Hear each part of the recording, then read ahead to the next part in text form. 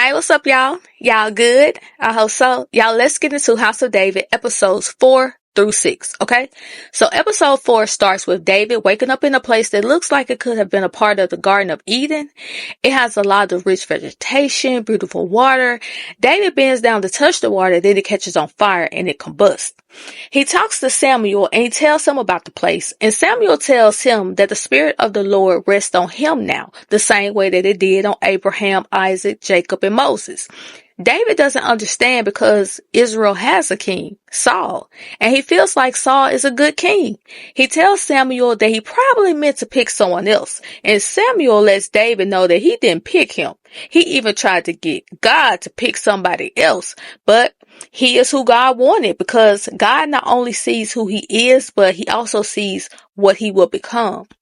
Then he touches David's hand and he sees a vision of Saul's fortress in a blaze. He tells David that this anointing will be his blessing and his curse. He gets up to leave and David asks him to stay. Samuel says that wouldn't be safe for them. Then David asks if he could go with him and Samuel said, well, that wouldn't be safe for you. Because if Saul hears about any of this, Saul will try to unalive both of them. He told David that he would try to return soon with answers for both of them.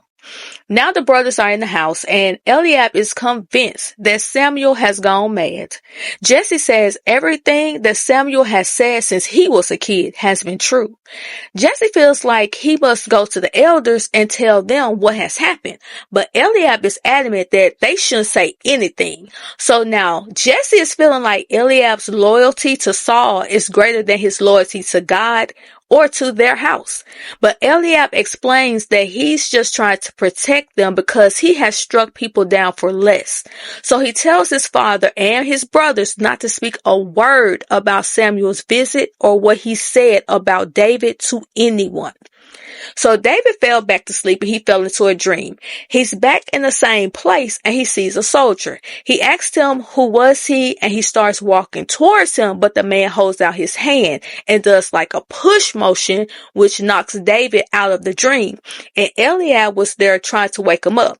He wanted to let him know that the family had made a decision about staying quiet regarding Samuel's visit and what he said to David. Eliab asked David to stay in the hills for a little while and he called him brother. He said, brother, please. David said, thank you. And Eliab wanted to know why he thanked him and David said, for calling me brother, because that meant a lot to David.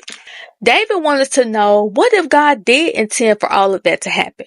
Baby, Eliab said that God didn't intend for that to happen and that Samuel was just old and senile. And as they were talking, they saw soldiers approaching and Joab was with them. Eliab ran home to see what was going on and Joab said that he had orders from the king to summon David. They were all looking at each other like, oh my goodness, somebody already found out. Then we get over there to Saul and he's still sitting on his throne. You know, this is after they met with the people and Saul walked through to make it seem like he's still okay. So Ishmael comes in because Saul has been alone for hours, even though that was his request. Ishmael says he was just there because the king shouldn't be alone. He tells his dad that he has some ideas for Gibeah. He thinks it should be a destination for the people, sort of like an amusement area, and he wanted to lead it.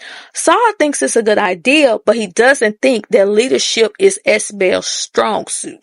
Ishmael questions whether his dad would have felt differently if he was the firstborn.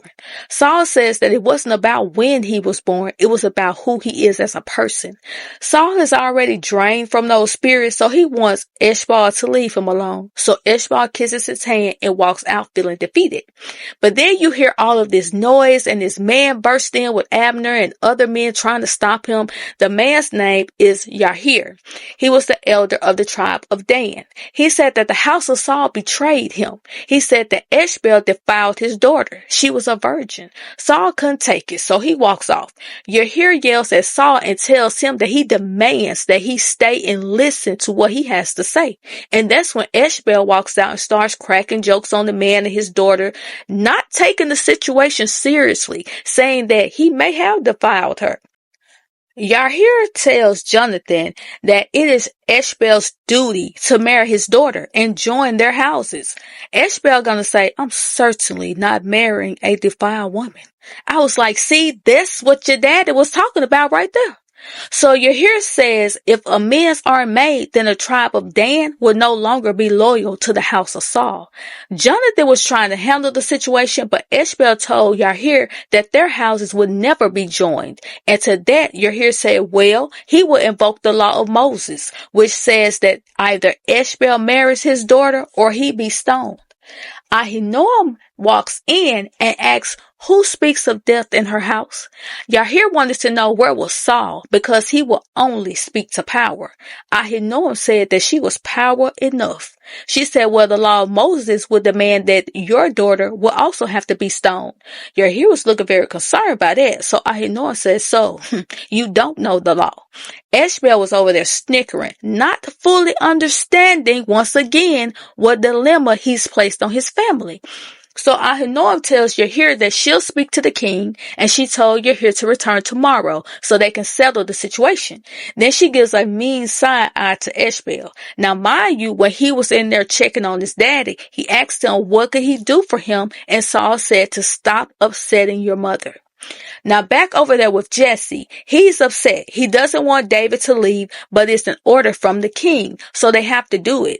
Jesse told David that there were no needs for goodbyes because he would see him again soon. He told Eliab to protect David and their house, and they were off to Saul's fortress. Over at the fortress, Merab and Ishmael are playing a game, and she asks him what did he think their parents were going to do to him. He said, what can they do to me? I'm a prince. But Merab told him that he still had to follow the rules, and he said that maybe they give Yahir some cattle or something. Merab said that she saw their mother earlier, and she looked very upset. But Ishmael said that his mother always forgives him. Merab was trying to get Ishmael to see how serious this situation was, but he got in his feelings and he walked off. Then they all sit down to dinner. The tension was very thick in the air. Ishmael could tell, so he said that he made an error in judgment and that no one should be surprised, and that it wasn't like he unalived a servant, trying to throw shade at his dad. Jonathan asked him, why must he shame their house? Ishmael feels like they're treating him like the black sheep. Jonathan said, you are the black sheep, because he talks too much and he gets himself in trouble all the time. Ahinoam wants him to be quiet, but of course, Ishmael just keeps talking and talking. Then Saul slams his fist on the table, and that startles everybody. He looked at Ishmael and said, earlier, you asked me, what were you to me? And the truth is, from the day you drew your first breath, you have been nothing but a curse. Then Saul walked out of the room. Ishmael was so hurt. Ahinoam told everyone to just leave the room. Then she went and sat by Ishmael. And they started, reminiscing on old times when one day they pretended like they were swimming in the sky. And Ishmael jumped too high and he fell and scraped his knee. He told her that she was his favorite. But later on that night, when she had to clean that wound and it was hurting real bad, he said that he hated her, and she was trying to explain that it was going to hurt because she had to clean it. And that night she cried when he said that he hated her. Ishmael apologized and said that he was young. Ahinoam rubbed his face and said, No, I'm sorry, because now I need to clean another wound. And it was the way she said it that made me feel like this ain't about to go the way Ishmael think it is. And he was looking a little worried himself, because the way she said, no, I'm sorry, because now I need to clean another wound, she was telling him without telling him that what she's going to have to do when it comes to the situation he's caused between Yahir and their house is going to hurt. And he's probably going to hate her for it. Now it's the next day. Everybody except for Saul is present for her decision as it relates to Ishmael and Yahir's daughter. Yahir arrives and she says that she also wishes to invoke the law of Moses and that she will be banishing her son to the refugee city of Endor. Ishmael couldn't believe what he was hearing. He asked her if she had lost her mind because that was a city for criminals and outcasts. Yehiah doesn't agree, but Ahinoam orders the guards to take Eshbaal. She said that her decision would spare blood from both of their houses. Yehiah wanted to make it clear that once Eshbaal enters Endor, he could never return without paying his debt. Ahinoam says she's aware. Eshbaal looks back at his mom and asks her if she knew what their house was before Saul took it. He said it was a prison, and hanging curtains wasn't making it any different. He said it was never a home, and he was glad to be free of it. Merab tries to get her mom to change her mind, but Ahinoam walked away. Then Merab takes off running after Eshbaal. Both of them are broken, and they say they are misused in their own little way. They have this brother-sister thing that they do with each other. Like, they talk real sarcastic and stuff like that, but it's just how they communicate with each other. Samuel is making his way back to Silas, but as he's approaching, he can tell that something looks strange. He sees Silas laying down, but he's not moving. He's not answering to his name. So he walks over to the covered body, and when he pulled the covers back, tell me why Doeg has burned Silas to a crisp and wrote on a rock in Silas's blood the word traitor. So as Eshbaal is on his way to Endor, he hears horses passing and he sees David heading towards Gibeah. He nods at him and just stares off into the distance as if he was trying to figure out what was going on. So David arrives at the fortress. Joab tells Eliab that he's not needed anymore, but Eliab says that he ain't leaving his brother. He's trying to figure out what's going on. Not that I'm trying to defy you, Joab, but I need to know what's going on with my brother. Like, why did they call him here? So they took David to Ahinoam, and she's in the room with Besai. And Eliab wanted to know why David was summoned, and she said that he had garnered quite the reputation, and she wanted to hear him play. She told David that Saul got bit by a snake that has really affected his health. Besai was just watching David, but every time he would say something, it seemed like she could feel power radiating off of David. Ahinoam tells David that her husband's illness must be kept a secret. After their conversation, they change David's clothes and they take him to the room with Saul. Saul is screaming and hollering, throwing people out left and right. And when Saul says that he will have the head of anyone trying to steal his throne, baby, that sent David straight into a panic attack. Michal walks in and she can see him panicking, so she tells him to calm down. Everything was going to be okay. And she let him know that she is the one who asked her mom to bring him there. And why she say that? Because Joab didn't know that part. And you can tell he's bothered because he likes her. But I don't think she sees him as anything other than a soldier. So David is excited to know that she asked for him, but he's also scared because he's never played anywhere like that before. She told him to just play to her.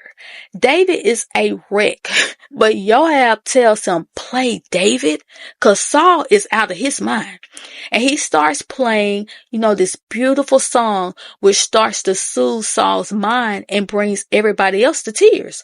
Merab walks in and she's surprised to see David, but she sits down and becomes engulfed in David's melodies as well. Then they go to the room that they had ready for David, and Eliab tells him to stop looking at Michal. But David let him know that Michal told him to look at her, and she is the one who called him there. But Eliab really wants David to understand how important it is for him to never look at or talk to the princess again, and to not leave that room. Do not draw any attention to yourself. Besai tells the queen that there is something about David's spirit that is very curious. She said that David carries light and a darkness. Ahinoam says he's just a musician. And if his gift helps the king, then he's serving his purpose. David sneaks out of his room, just being his same old hard-headed, curious self, and he ended up in the scriptorium. Michal was in there, and she told him that he shouldn't be in there because it was sacred. He was about to leave, but she told him that he could stay because he said that it was beautiful, and she wanted to know why, and he said because it was a room filled with the words of God. Kezia walked in and saw David, and she asked Michal if she wanted her to call the guards, and she said no, just don't let anyone in. So David asked her what was she reading. She told him to look for himself. But David can't read because his father never taught him.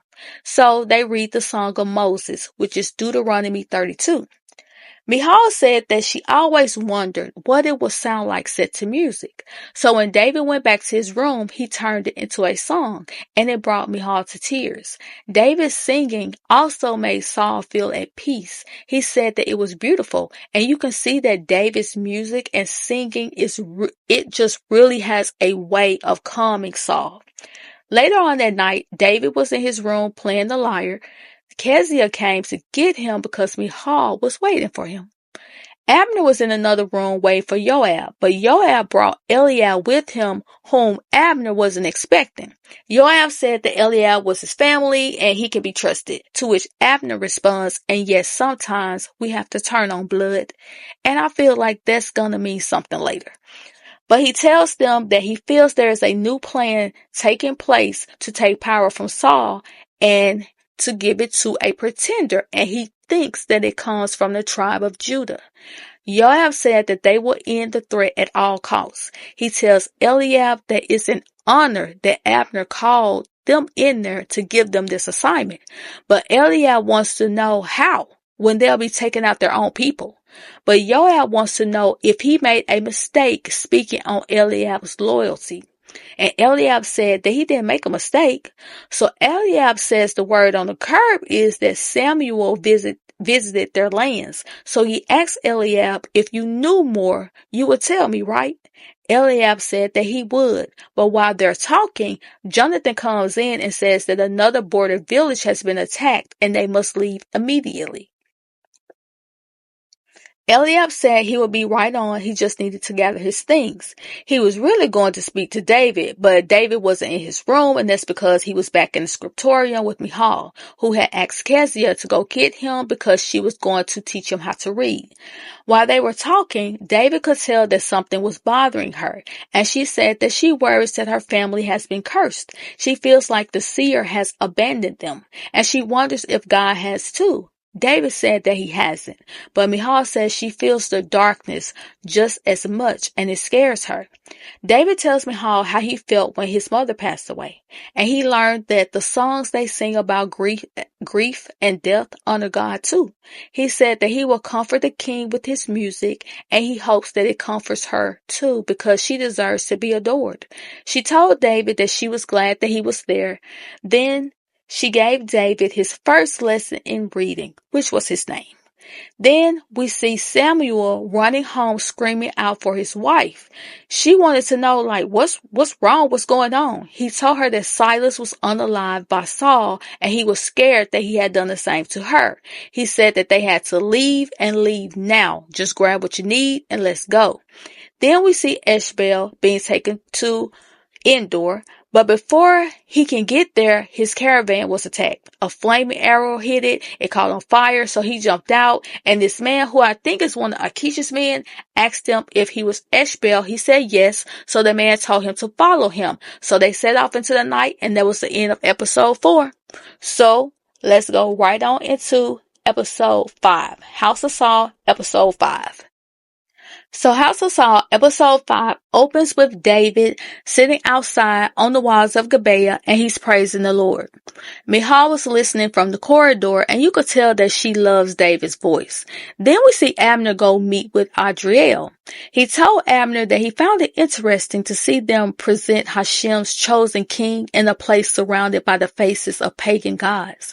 Abner said that they have etched those faces off the wall, which is funny to me because they dang near have a whole witch living there. Adriel said that he couldn't live there, but Abner says that he's noticed how Adriel wishes he did live there. He was trying to be sarcastic, and Adriel came right back with it and asked Abner if You thought it had gone unnoticed that they paraded him before the ailing king as a convenient show of support. Abner pacifies him and says that Saul greatly appreciates Adriel's loyal support, and Adriel is like, I bet he does, being that we are the largest tribe of Israel. Then Adriel says that he's noticed since the day Samuel unalived Moab, he's been traveling to many places, but his travels seem to be cloaked in mystery. Abner asks if he's seen him in his land, and that's when Adriel realizes that this isn't just some casual visit. Abner wants information on Samuel. He did tell him that Samuel came and made sacrifices, but he didn't tell him with who. He said that he would have to get paid for that info. Certain assurances would have to be guaranteed. Abner asked him what does he have in mind this time. But then it goes to Abner going back to tell Ahinoam what Adriel said. He also said that if Samuel has anointed someone else, the tribe of Judah will follow allegiance. But he says that Adriel is only remaining loyal to them for now just because it benefits him. But he knows by Samuel being present in their land makes him smell opportunity. Ahinoam wants to put a stop to all of it, and Abner says that a reminder needs to be put in place about God's sovereignty across the kingdom. He wants it to be forceful. Bethsai chimes in and says that's not the answer, and Abner wants her to mind her business. This is not your place to speak. You don't even supposed to be here. But Ahinoam allows her to continue. Bethsai feels like the people need to see some kind of display that points to the king's strength. They need a union to capture the hearts and minds of the people, a distraction. Now, David, he's over there with Michal. She's still teaching him how to read.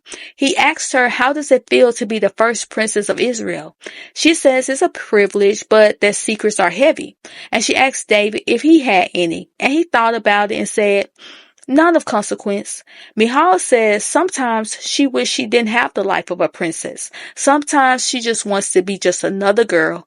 And David told her that she would never just be another girl. And that made her blush. She told David that he's very mysterious. But even with that, she does know that it's because of him that her father smiles.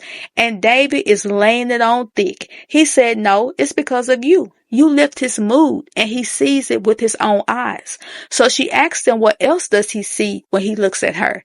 And he says that he sees the stars, the sea, kindness, grace, and wisdom. She told David that he's a poet. And then he looks at her, and he says that he does have secrets, ones that are heavy. Michal says that he can tell her. And just before David starts running his big mouth, Ahinoam walks in and she wants to know what is going on. Michal explains that she was teaching David how to read. She tells her to go to her chamber because a dress has been prepared for her and to braid her hair because they, Ahinoam and Saul, want to have a talk with her. Michal has no clue what's going on. When she walks out, Ahinoam tells David to know his place, and that place is not around her daughter alone ever again. And David responded and said that he know who he is. And I was like, you better say that, David. She told him that his sole purpose is to comfort the king and that she needed him to play better than ever before on this day. Then she walked off, and Reuben was just standing in the hall looking, and David said, Reuben, you were supposed to keep watch. And Reuben just hunched his shoulders like, I did my best. Then we see Saul, child. He is having another one of his fits. He's trying to find his scepter. Bethsai told Ahinoam that she gave him a strong tincture, but it would take a minute to work. And that's about all she could do without using sorcery. Ahinoam reminds her that Saul does not like sorcery, and then she tells Saul where his scepter is. So he doesn't like sorcery, and he sure enough don't like Adriel because he gossips behind his back. And Ahinoam says, yes, Adriel is a fool, but he's a powerful fool, and he's also the leader of the largest tribe of Judah, and that a marriage between their house and his will secure loyalty. Then she asks Saul to help her put on the necklace he got for her. Saul still feels like they are fools for inviting Adriel into their home. She says that they aren't. He just has to show Adriel his strength. Then Michal enters the room and Saul says that there is something they want to tell her. Then you see David walking through the fortress and he sees everybody working hard, shining up everything, but he doesn't know why. Then he sees Eliab, Joab, and Jonathan. They've made it back from the border village. He tells him that about 10 other border villages have been attacked, but he doesn't know about who or how. And David says that Reuben told him that he sees giants in his dreams, but Eliab doesn't know Reuben. He didn't know that there was a boy there from the village. Then they see Michal wiping tears from her eyes, but she doesn't say anything. She just walks away like she's in a zone. Then the family and the guests enter the throne room. Adriel enters with his family, his wife Tamar, and his sons Amos, Hezekiah, Phinehas, Simeon, and Jordan. Merab was eyeing one of the brothers, and they seemed to hit it off just from looking at each other. So Adriel explains all of the trouble it took for them to make it there. Saul says that it had been far too long since their families have shared a meal. Adriel says that he's glad that Saul is feeling well enough for guests. Saul ignored that sarcasm and says that since Adriel has been loyal, that the time has come for their families to unite. And with that, he was offering up his daughter Michal in marriage. David couldn't believe it. And you could tell that Michal is sad about it, and Joab is pissed. So then Ahinoam tells David to play, and they start to celebrate. Then you see Michal said, she's sitting with the brothers while they try to win her over. Saul and Adriel were over there chatting, but then Michal, she gets up and walks off. She tells him that she'll be right back, and Adriel walks away from Saul to tell her how lovely she is, and that if his wife was deceased, he'd marry her himself. I was like, ugh, that's disgusting. Then Saul comes to rescue her from Adriel. Joab is so mad. He doesn't like that Michal is marrying at all, let alone marrying one of Adriel's sons. He says that he doesn't see how this benefits the royal family. But Abner has to remind him that it wasn't his place to see or not see. He let him know that the king commanded it and that his interest in the princess ends today. And then Abner tells Joab that Adriel's sons are not the ones he need to be worried about. And he nods towards David, who is watching Michal walk out. Then David gets up and goes behind her, as if her mama didn't just tell him to stay away from her daughter. So he catches up with her in the hall, and she is like, "Are you crazy? Get out of here before someone catches you." He asked her if she was going to go through with it, and she had to explain to him that she didn't have a choice. That's her life. It's her duty. Then David gonna say, "There has to be something we can do." And she was like, we are who we are. Nothing can change that. So she tells him to go back and play. He tries to follow her, but Eliab stops him. But David wants to tell her the truth about his anointing because he don't want to keep lying to her. Baby, the way Eliab yanked David's little frail tail up and told him he better not speak a word of that anointing because kings protect bloodlines and eliminates threats. And what David is not understanding is that he is a threat to the house of Saul. They won't see him as one of them. They will feel betrayed and feel like David is trying to steal the throne, even though he has already been blessed with it. So Eliab punches David in the chest and tells him to go back in there and play and to keep his mouth closed. So Merab is sitting away from the party, and Jordan, one of Adriel's sons, comes to check in on her. Jordan says he's the unimportant child, and Merab says she's the rebellious disappointment. So they toast to being no one's favorite. Jordan tells Merab what all his brothers are going to talk about with Michal, and Merab says that Michal will just sit there and nod and be the perfect polite princess, even though she's not interested in any of them. Merab feels like when her sister gets married off, she'll be trapped forever. But as they're talking, Jordan walks off, and Merab doesn't understand what just happened, but he walks around the wall to talk to her, and they both call each other strange, and then they go off with one another. Saul sees them, but he doesn't say anything. He just shakes his head. But as he's watching them and listening to Adriel, the spirit of Agag comes upon him. Ahinoam notices, and she motions to David to start playing.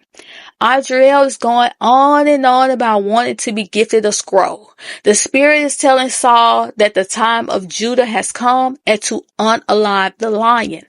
Adriel notices that something is wrong with Saul, but the Spirit leaves once David starts to play, and Saul says that it wouldn't be wise to split the scrolls, to which Adriel says it wouldn't be wise to split the kingdoms either. At this point, Saul is tired of Adriel, and he wants to know what he really wants. He tells him to beg him for one more thing, and maybe he'll give it to him. Adriel says that he wants a permanent seat on Saul's council. He says in order to serve Saul's interests, he has to be chief among the elders. And Saul agrees to get Adriel up out of his face. He already don't want anything to do with him anyway, but he said that they will finalize the terms later. So Ahinoam walks over and she tells Saul that she is by his side the whole time. And David watches in all their love. Then she walks off and tells Michal that her father needs her. David tells Saul that it's beautiful to witness the love between him and the queen. Saul said he knew she was the one from the first moment he met her. So David is sort of trying to manipulate the situation as it relates to Michal being married off. And he says to have the choice to marry for love is a thing of value. So Saul asked David which of Adriel's sons would he choose for Michal. David said none, that she should marry him. Baby, the way Saul burst out laughing, talking about, you're a funny one, shepherd. And David was serious. So Michal and some other ladies come in and perform the circle dance, and she looks so unhappy. While they're dancing, Merab and Jordan walk back in, and Saul notices their connection. So he goes and makes the announcement that the marriage will be between Merab and Jordan. Everyone is looking confused, like, what just happened? He blessed their union, and Adriel gonna say, I guess one is good as the other. 'Cause in the Bible, Adriel actually marries Merab. So Adriel agrees. Jonathan wants to know if it's a trick. David's old hard-headed tail walks off again to find Michal. She went to sit out on the landing. He walks out there, but they don't talk. They just sit there in silence. Then they slowly crawl their hands next to each other, and then she places her head on his shoulder. But then they hear the doors opening, and Michal tells David that he has to go. He doesn't want to, but he does. Now back over in the party, Merab tells Saul that he was full of surprises, and he said that he was surprised too to see how happy she was talking to Jordan. Merab said that she didn't think her father still cared about her happiness because Michal is his favorite.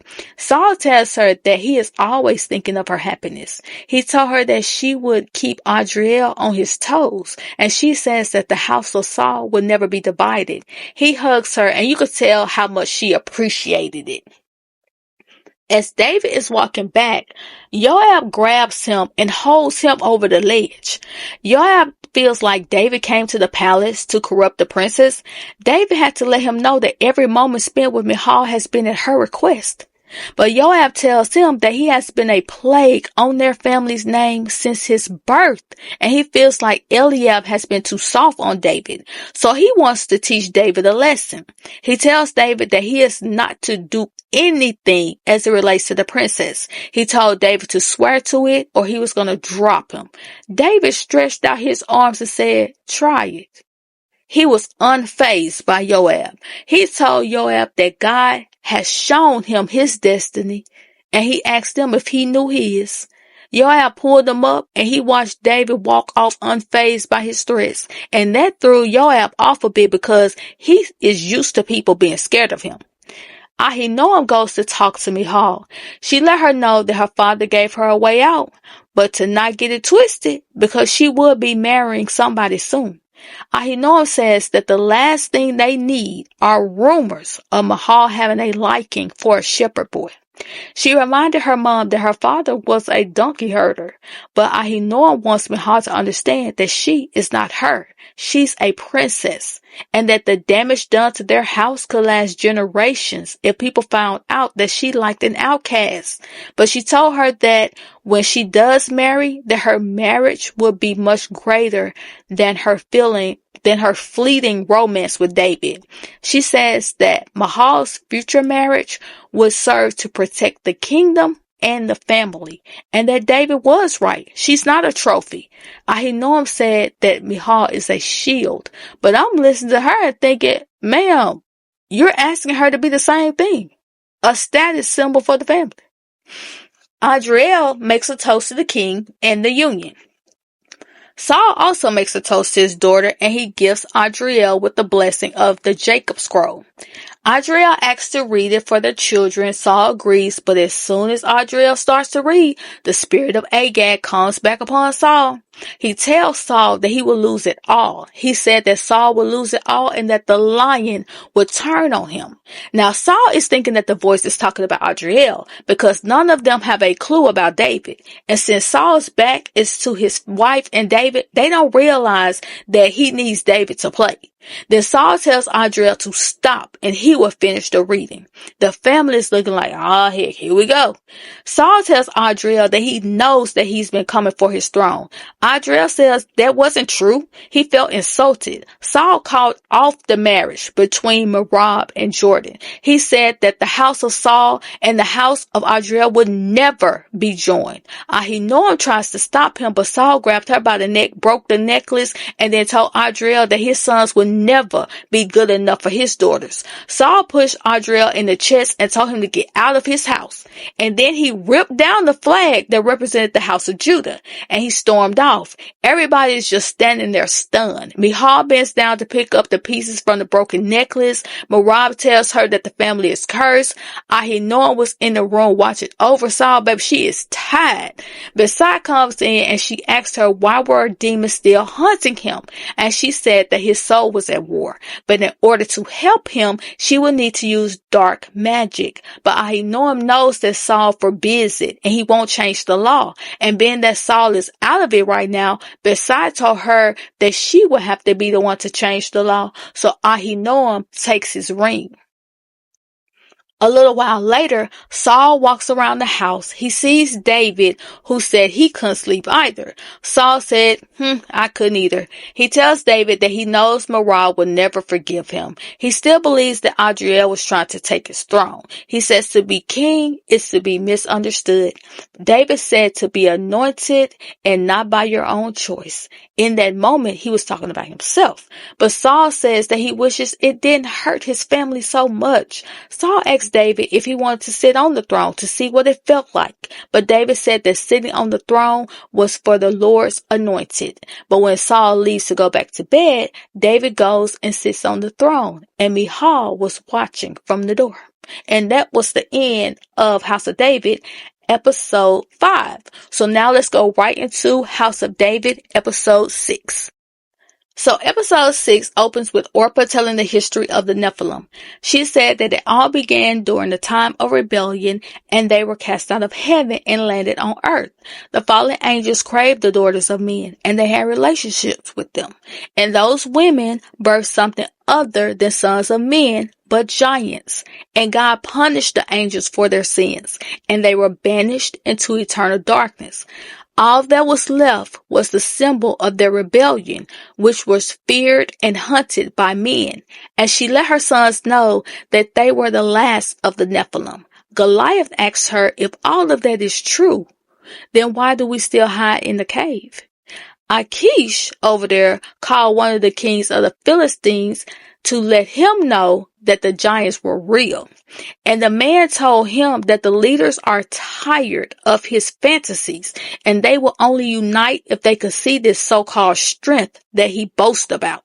Then you hear a horn blowing. So Achish tells him if he wants to see his strength, then that strength is about to walk through his gates and kneel at his feet. So they all head outside and you can see Goliath approaching, pulling a carriage with his mama in it. Achish tells them he thought they weren't going to come since since it had been a few weeks.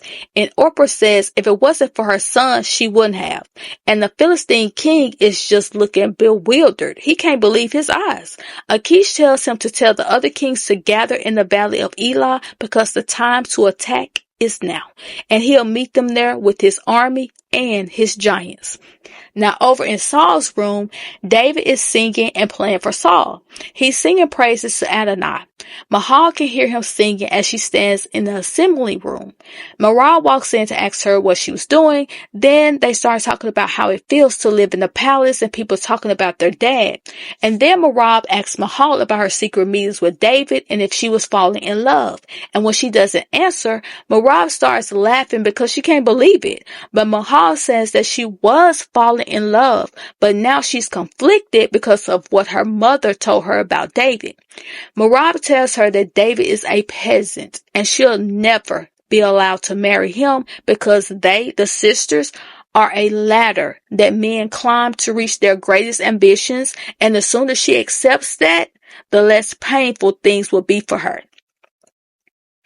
Then we go back over to David and Saul tells David that the Lord has bestowed a blessed gift upon him, talking about upon David. And he said that he envies David. He envies his simple life and that he misses his simple life of tending to animals. David says, from shepherd to king. And Saul tells him that he can be anything, no matter where he starts. Saul tells him to not allow the words of any one man to take his destiny from him because it's his and he should hold on to it tight. And I was listening to that like, Saul, Saul, Saul, if only you knew. And then we see Kezia take Reuben to see Doeg. And Kezia told him that the queen should never know that they were there. He asked Reuben, what did he hear Samuel tell Saul on the night he visited? He told him that he would show him a heart if he tells him what was said. Reuben told Doeg that he heard the king cry and that the Lord had replaced him as king. Now, I'm not sure if Kezia knew that part, but she was looking like she did. Then we see Achish walk with Goliath, and he takes him to this shield and sword that was made specifically for him. And Goliath is in love. So Goliath practices with his sword and shield against some of Achish's men, and he was slinging them men left to right, baby. And they took off running because they couldn't take no more. Achish tells Orpah to ally with him, and her sons will live like kings. And she said, kings? They're already gods. Basically, you're going to have to come with something better than that, Achish. Achish says he wants her sons to slay the Israelites and that there will be enough spoils for all of them when the victory is won. Orpah says that she longed for vengeance. So she gave Achish her conditions, which were that her sons would ally with Achish under one condition. He was so excited he told her to name it. And she said, your throne. He couldn't believe the words came out of her mouth, like the audacity. But she said, why would her sons kneel at the feet of any man? They're gods. Men should kneel at their feet. And once the victory has been won, Goliath will rule over all the land. She told Achish to kiss her hand to seal the deal. He said, no. So she said, well, you have no giants and you have no victory. And she told him to be careful because once you awaken giants, they seldom go back to sleep. Then she walked off and Achish is seething. So Saul's men are over there telling him that they think something is going on because they see troops gathering, but they don't know why. Abner thinks Achish is behind him. Saul thought they took care of him a long time ago. Abner says yes, that was his father, but since Achish has taken over the throne, he has become very emboldened. And Jonathan says that people are talking about your ailments, and they probably see this as the perfect time to attack. Saul starts laughing and wanted to know how many times do you have to beat somebody before they learn their lesson and lay it on down, which is funny because that's exactly what the Lord is trying to get Saul to do. Saul feels like Achish may need a little reminder of who he's dealing with. So he suggests that they strike first. Abner disagrees and feels like they should wait. Saul wanted to know, since when has Abner been afraid to take a fight to the enemy? Saul had to remind them that they destroyed the Amalekites despite them being larger in number and having better weapons. He said that they prevailed with God at their backs. And as soon as he said that, the thunder clapped.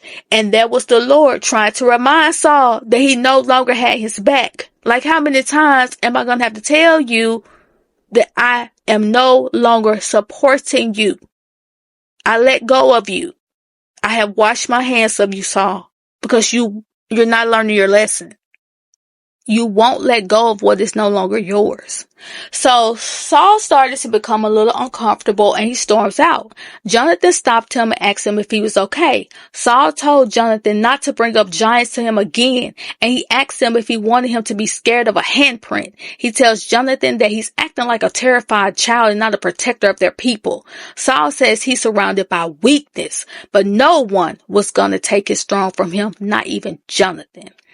Michal asked Kezia to bring David to meet her, and when he got there, she asked him why didn't he tell her that he was an outcast. She said it didn't change how she felt about him, she just thought they were going to be honest with each other. David said that when people find out who he is, they run away. He loses them. He asked Michal if he was going to lose her too. David tells Michal that his brother offered him a way out of the castle unseen and that she could go with him, even for a minute. But Michal knows that her mother was in the king's army to get her. David feels like they could go further where no one could find them. But Michal needs him to understand that there is a difference between desire and duty. She said that her future is not even hers to decide, but that there were two things that were absolutely true. One, she loved him, and two, they could never be. Then she walked off. He called after her, but she kept walking. Over there with Achish, he watched as Goliath and his mom left Gath. One of his men said he can take 100 men and take both of them out. But then you heard Doeg say, you'll need many more than that. They asked Doeg what did he want, and he said that he's only a servant to power, and that there may be another way for Achish to get what he wanted. Then we see Saul back in another nightmare. He wakes up, and Ahinoam has tied him up and muffled his mouth. And besides says to hold him still so that she can get his blood. Then she uses his blood to make a tincture. Then she gave some to Saul while he slept. David was walking around the fortress looking for Michal. Eliab called him, but Jonathan wanted to know what was Eliab doing. And Eliab said that it was time for his brother to leave. Jonathan says he stays because he is of service to his father. To make Jonathan think twice, Eliab tells him that David has been a curse on their house, and he told Jonathan to pray that he is not a curse on his. Then they hear Saul screaming, and Jonathan and David, Eliab, they take off running to his quarters. Ahinoam asked Besai, what did she see? And she said, a lion and a man who are both one. Ahinoam wanted a name, but Jonathan and David burst in. He told his mama that God rules that house, but Ahinoam said that God has forsaken their house. Jonathan then throws Besai out. She trips and lands at David's feet, and she looks up at him and says, you caused all of this. Jonathan grabs her again and tells her to get out while she still can. Then she told him that she saw enough, that he would never be king. Then you hear Saul say that death is coming. Now Goliath is back home with his brothers, telling them what happened. He said that he liked Achish and his men. He liked them, but his brother said that the mama didn't. She tells Goliath that his wish to survive should outweigh all others. He says that Achish offered them a future, but she said that he offered them subservience. Then why the brother gonna say, isn't that the same we have here? And why he say that? Because why Orpah backslapped that man? She told him that she has sacrificed all that she is to protect and care for them. He apologized and said that he just wanted a life outside the cave. She said that she could give them part of what they wanted, and that was to move, find somewhere else to go, because if Achish could find them, then there's no telling who else could find them. Goliath feels like they just be running and hiding again. Orpah says that she's just trying to protect them. She said they'll stay one more night. We're going to stay one more night here, and then we out of here. Then she says that a new life cannot begin without the death of an old one. Back at the fortress, David was playing the lyre again for Saul, but he had been playing for a while to the point that his fingers were bleeding. So Saul tells him to stop so that he can tend to him. So as he's taking care of David's fingers, he says that he fears that he is the cause of what is happening. He then tells David that Samuel has anointed another for reasons he cannot reconcile, and not knowing who it is torments him day after day, and it robs him of his joy. Then he says, a king often faces difficult choices, and when you take my place, this will be as true for you as it is for me, my son. At first, David thought Saul was talking to him until he said my son, and that's when David realized that Saul thought that he was Jonathan. David apologizes for not being able to ease Saul's mind, and he said that it was time for him to leave. And the reason that David can't heal Saul or ease his mind is because God has washed his hands of Saul. If Saul would have let go of the throne, maybe the Lord would have shown him some mercy, but Saul was determined to hold on to the crown, even though it's no longer his, and he no longer has the anointing over his life, because we know that praise and singing and worship push you in the presence of God. But in this situation, that's not going to happen, because Saul disobeyed the Lord, and the Lord has washed his hands of him. Now back over there with the giants, they're over there laughing and drinking. They done drunk all the wine they had in the house. So Orpah said that there were a few more wineskins left, so she was going to go get them. But as she's walking back to the house, Doeg is behind her, and he stabs her and says, "Greetings from the house of Saul." Goliath hears her, and he runs out, and he asked her who did that to her, and she said, "The house of Saul," and she told him to avenge her. Then she passed away. The next day, David was leaving the palace. Merab asked him where was he going. She was like, "You didn't steal nothing, did you?" David just kind of giggled a little bit. And David said that he must go, and that the queen said that he could do no good there. Merab said that his music was only slowing down her father's descent, not stopping it. David says Saul is going to need a little bit more than music. So then Merab walks up on David. She was so close, David had to ask her what was she doing. She asked him about Michal. She touched his hand, asking him, what does his heart want Michal to know? And he said to tell her that he realizes that their futures are not aligned, that they have different paths, but it doesn't stop him from loving her truly and completely. Merab understood what he was saying, and then he left. With everything that was going on with his dad, Jonathan decided to leave and find Samuel because he needed answers about Saul. Abner said that he wouldn't find him because he was in hiding. Jonathan says that he knew him well enough, and he went to Mount Sinai. Once he made it to the top, the elevation and the power took him into a dream, and he saw both him and his father being unalived. Then he saw Samuel's tent, and he thought no one was there, and that was until Samuel pinned him to the ground. Samuel didn't know who he was until he started saying, "It's me, Jonathan." So once they untangled themselves, Hilla fixed him a drink to help relax him after that fight with Samuel. Jonathan asked Samuel, why did the curse remain on his father? And Samuel says the only curse is your father. Saul is his own curse. He is holding on to something that is no longer his. Samuel asked Jonathan, what was the first commandment that God gave on Mount Sinai? And he said that you should have no other gods before me. And Samuel says, and yet your father has become a god unto himself, and that's why he's tormented. Jonathan feels like Samuel has the power to bring Saul back to his right mind.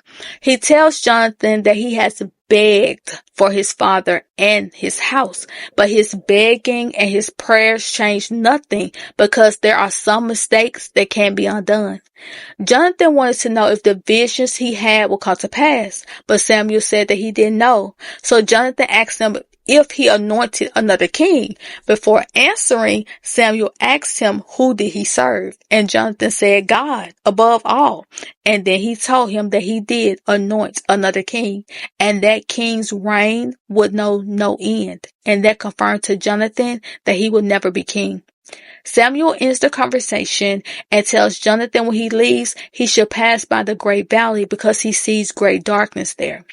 Saul is having another nightmare. He hears these chains and sees Agag, but he comes out of it and he sees his wife. He asks for David, but she told him that they will find another musician. Then she gives him the potion that Besai made. Over at Jesse's, he sees David off into the distance and Alva runs out to meet him.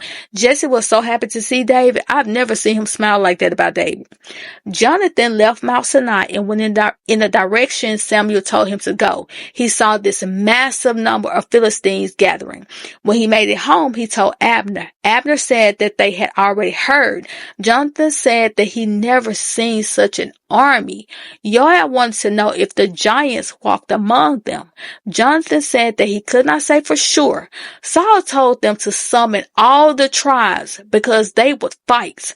Then you see Goliath enter Achish's palace, throw the knife that unalived Orpah at his feet, and then he bowed to Achish and said, "Let me fight their king." He wanted to unalive all of them. He wanted to show them who the real gods were. And that is the end of House of David, episode 6. Get down in the comments. Let me know if you have watched this series. Let me know what you think about it. Thank you for liking and sharing. And if you haven't subscribed, go ahead and subscribe. And I'll talk to y'all later.